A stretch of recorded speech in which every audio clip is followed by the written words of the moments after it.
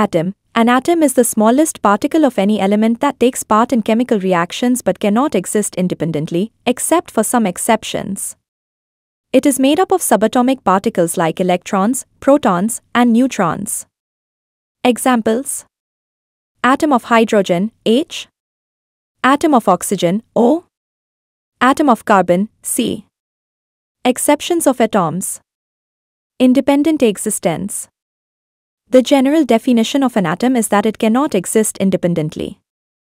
However, atoms of noble gases such as helium, He, neon, Ne, argon, Ar, krypton, Kr, xenon, Xe, and radon, Rn, exist independently.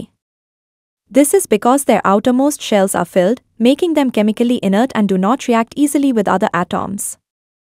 They do not combine with each other or with other elements to form molecules. परमाणु, atom परमाणु किसी भी तत्व का सबसे छोटा कण होता है जो रासायनिक अभिक्रिया में भाग लेता है लेकिन स्वतंत्र अवस्था में नहीं रह सकता, कुछ अपवादों को छोड़कर। यह इलेक्ट्रॉन, प्रोटॉन और न्यूट्रॉन जैसे उपपरमाणु कणों से बना होता है। उदाहरण: हाइड्रोजन का परमाणु H, ऑक्सीजन का परमाणु O, कार्बन का परमाणु C। परमाणुओं के अपवाद, एक्सेप्शंस ऑफ एटॉम्स। स्वतंत्र अस्तित्व, इंडिपेंडेंट एग्जिस्टेंस।